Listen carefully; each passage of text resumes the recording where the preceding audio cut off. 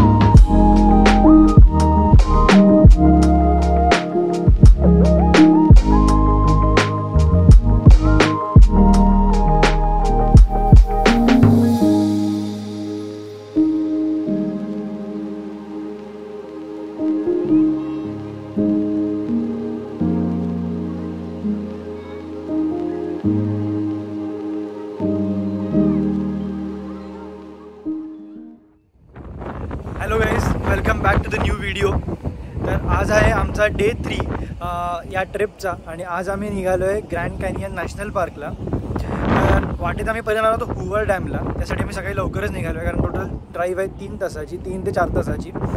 तर निघून आता 40 मिनिट्स झालेत आणि हुवर डॅमला जाताना एक मध्ये व्ह्यू पॉईंट त्यांनी क्रिएट केला आहे. तर त्या व्ह्यू पॉईंटला आम्ही थांबलो आहे. तर इथून आम्ही व्ह्यू एन्जॉय करू आणि रोड तर खूप भारी आहे, म्हणजे फुल असा माउंटनमधून रोड पास होतो. आणि आता हुवर डॅम राहिला आहे हार्डली 10 माइल्स. तर आम्ही या व्ह्यू पॉईंटला जरा व्ह्यू एन्जॉय करतो. तुम्ही पण व्ह्यू एन्जॉय करा आणि मग आपण पुढे जाऊ हुवर डॅमच्या इथे.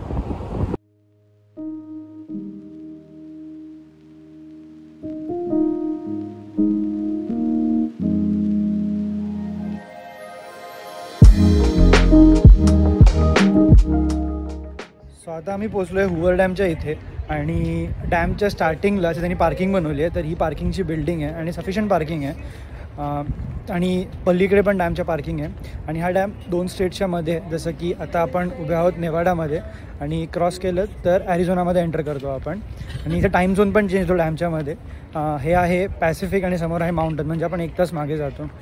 तर पहिले आम्ही चाललो आहे व्हिजिटर सेंटरला, तिथून मॅप वगैरे कलेक्ट करू. मग डॅमच्या टूर्स पण आहेत वेगवेगळ्या. जर तुम्हाला डिटेल्ड टूर हवी असेल तर 2 तासाची टूर आहे. आणि नंतर डॅम बघून तुम्ही या ब्रिजवर जाऊ शकता. इथून ब्रिजवरून पण डॅमचा व्ह्यू दिसतो आणि या डॅमवरून आता लेकचा व्ह्यू दिसतो. तर आता मी पहिले व्हिजिटर सेंटरला जाऊ, मॅप वगैरे कलेक्ट करू आणि मग बघू पुढे काय काय आहे अजून एक्सप्लोर करण्यासारखं. सो आम्ही हुवर डॅमची आता टूर बुक केली आहे. तर एक आहे डॅम टूर आणि एक आहे पॉवर प्लॅन्ट टूर. तर डॅम टूर ही 1 तासाची आहे आणि पॉवर प्लॅन्ट 30 मिनिट्सची. तर डॅम टूरमध्ये माझं तुम्हाला पूर्ण डॅम दाखवतील, मला पॉवर प्लॅन्ट दाखवतील. जेव्हा हा डॅम कन्स्ट्रक्ट झाला तेव्हाचा एक पण टनल आहे, तो टनल त्यांनी सेव्ह करून ठेवला आहे, तो दाखवणार. तर टूर आहे 12 वाजताची. सो आता इथे पहिले 10 मिनिट्सचा मूवी दाखवणार आणि मग ते सांगतील की तुम्हाला जर तासाभरात काही करायचं तर करू शकता तुम्ही. आणि ही अशी बुकलेट मिळते. या बुकलेटमध्ये सगळे इन्फॉर्मेशन आहे डॅमबद्दल वगैरे, टाईमलाईन वगैरे दिली आहे. तर आता आम्ही त्या लाईनमध्ये उभे राहतो आहे. मूवी बघून मग ते सांगतील काय करायचं, त्याप्रमाणे आम्ही ते फॉलो करू.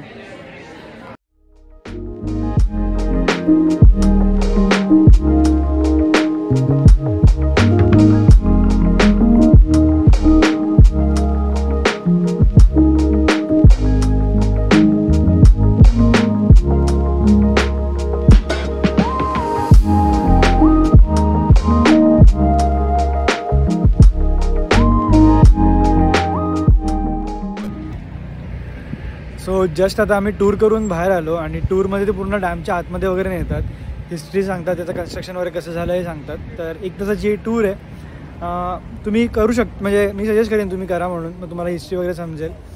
आणि आता आपण आहोत नेवाडा साईडला आणि हा आहे हुवर डॅम मागे पूर्ण. तर आता आपण या साईडनी वॉक करून जाऊ. आणि ही जी रिव्हर आहे त्याचं नाव आहे कोलोराडो रिव्हर आणि ह्याच्यामुळे जो रिझर्व्हर तयार झाला आहे त्याचं नाव आहे लेक मीड, जो त्या साईडला आहे डॅमच्या. तर या साईडनी वॉक करू आणि मग येताना त्या साईडनी वॉक करून येऊ, दोन्ही आपल्याला दिसतील.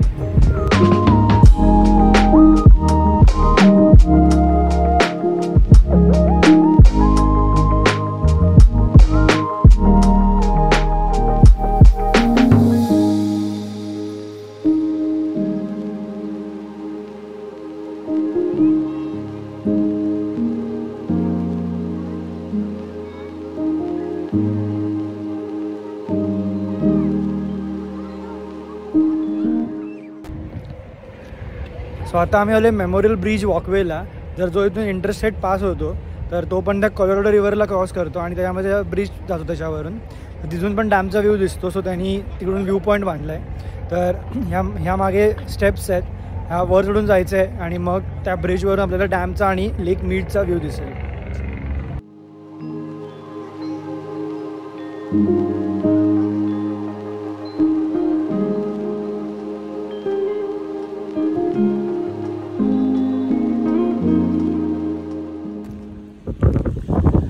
सो हुवर डॅमवरून आता आम्ही आलो आहे लेक मीड ओव्हरलुकला.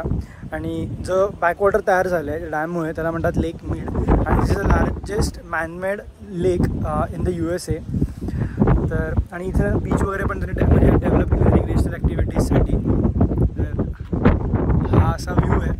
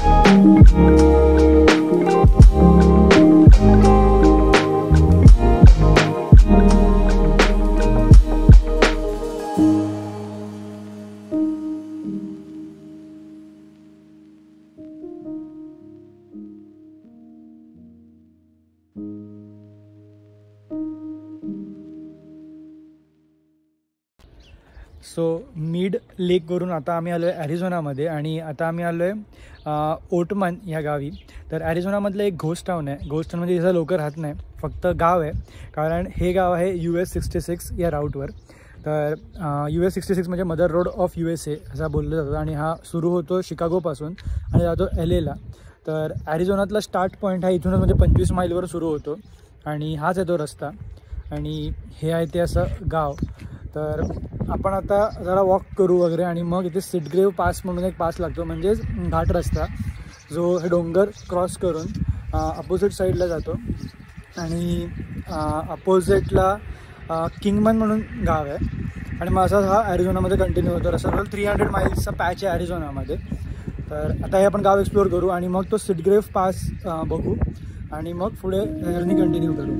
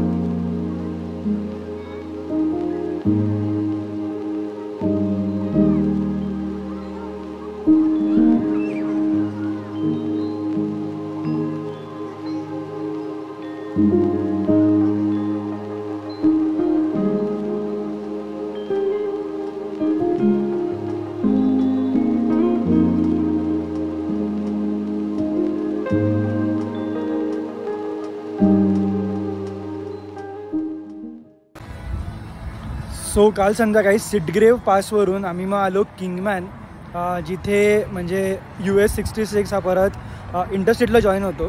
आणि मग आमचा स्टे होता विलियम्समध्ये, जे होतं तिथून 2 तासावर, कारण आम्हाला जायचं होतं ग्रँड कॅनियन नॅशनल पार्कला. तर विलियम आणि ग्रँड कॅनियन नॅशनल पार्क हे कसं 50 मैलवर आहे, 1 तासाच्या अंतरावर आहे. सो आम्ही विलियम्सला स्टे केलेला, कारण ग्रँड कॅनियनला राहायचं म्हणजे खूप महाग आहेत हॉटेल्स वगैरे. सो तिथे येऊन आम्ही रेस्ट केली आणि मग तो दिवस तिकडेच संपवला. तर हा तुम्हाला व्हिडिओ कसा वाटला आणि ड्रोन शॉट्स कसे वाटले हे मला कमेंट्समध्ये नक्की कळवा. तर भेटू पुढच्या व्हिडिओमध्ये. तोपर्यंत स्टे सेफ, हॅव फन.